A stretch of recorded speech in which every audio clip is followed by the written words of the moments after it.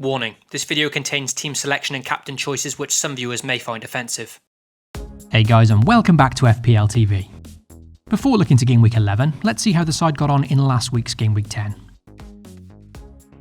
With 2 free transfers at my disposal last week, as planned I ended up using both of them, and fortunately they worked out fairly well. Alexander-Arnold made his way out of my team for the first time this season, and then I used that money freed up to bring in Wilfried Zaha in midfield ahead of his nice run of fixtures. Not the best performance from Zaha, but he did pick up a very nice assist in the second half, and I'll certainly take that for a start. As for the Alexander-Arnold replacement, well, I brought in a budget defender to simply serve as good backup should Mitrovic not feature in Game Week 10. And with the Serbian indeed missing out through injury, fortunately that too also worked out very nicely for me, with me opting for Castagna with his clean sheet still intact, before the Foxes then went on to concede 2. No doubt a stroke of very good fortune for me there, and it's always nice to be on the end of some much needed luck.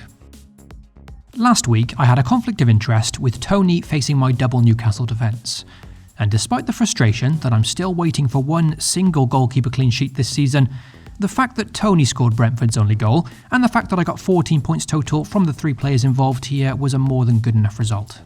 It's also worth noting that Kieran Trippier managed 2 bonus points in that game despite keeping no clean sheet and only getting 1 assist in a game where Newcastle scored 5. An absolute bonus magnet.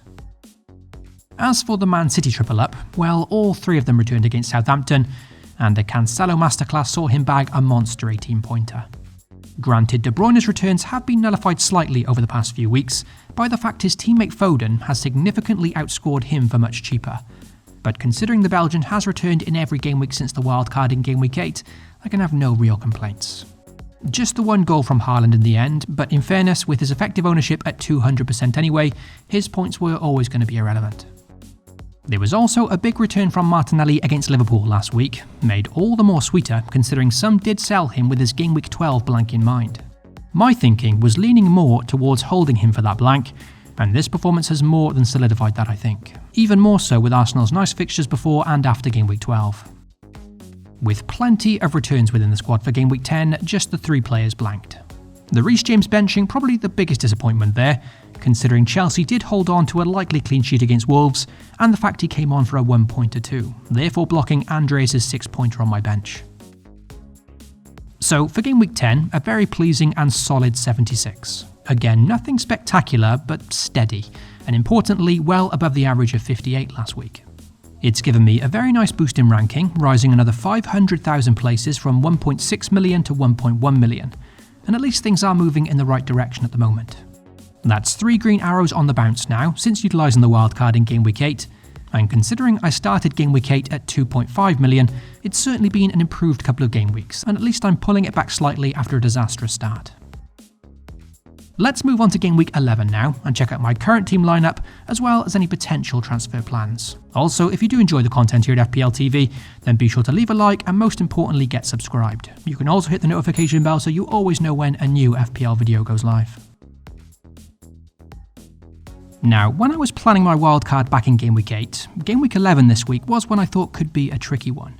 And that's due to half my team facing some potentially difficult away fixtures this week, with Newcastle away to United and Man City away to Liverpool. That of course doesn't make them bad options this week, especially given the form of the Liverpool defence so far this season, for example. It just doesn't look so attractive on paper. With that said though, regardless of the fixtures, I'm still pretty happy with how the squad shapes up in general, and I'm now simply playing the waiting game, once again waiting for the press conferences to get any updates regarding Mitrovic and the newly injured Reece James. The Reece James midweek injury in particular certainly throwing a bit of a spanner in the works. Before that Reece James injury, my initial plan this game week was to always try and hold the free transfer if I could, even with some difficult fixtures amongst the squad. And that's because I want to take 2 free transfers into the all-important blank Game Week 12, where both Man City and Arsenal won't play. Not only is Game Week 12 a blank game week for City and Arsenal, but it's also a midweek set of fixtures for all of the teams, so rotation could too be at hand in general, and that's why having 2 free transfers just leaves me a lot more flexible to react next week.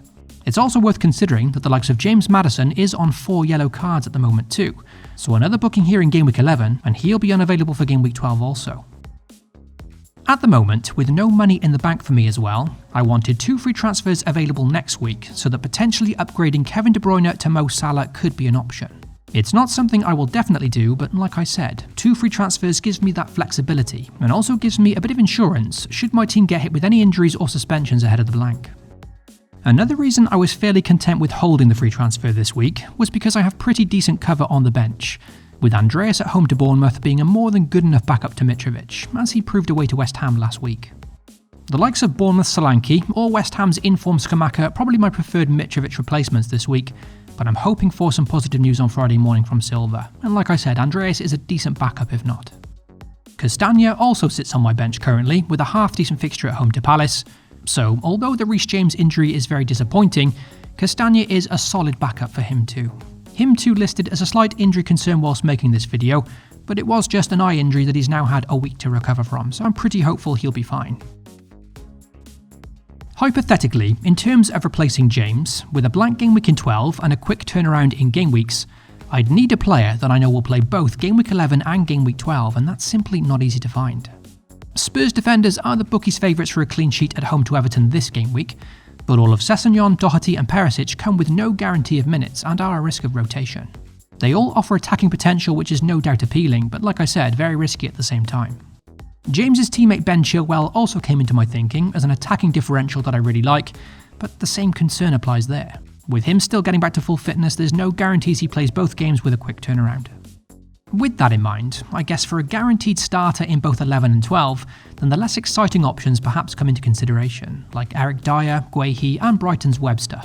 Notably, all 3 have played every minute of every league game so far this season, so that does have its appeal. Furthermore, in blank game week 12, Guehi boasts a home fixture against Wolves, whilst Webster and Brighton host Nottingham Forest, 2 very nice home fixtures there to cover the blank. None of these options particularly inspire me, but would all be considerations if I were to replace James this week. The attacking options like Chilwell, Sessegnon, Doherty and Perisic do offer the bigger upside, whilst these 3 less exciting picks do offer the guarantee of playing both games. As mentioned though, the plan is to try and hold out on a transfer this week if I can, and I'm hoping Castagna will be fit enough to provide good enough backup for James. That then gives me a bit more time to assess the Reece James injury, and more information to then find a replacement next week, should he be out for the longer term. For the captaincy in game week 11, as boring as it may be, it's likely I'll be sticking with the ever-present Erling Haaland once again.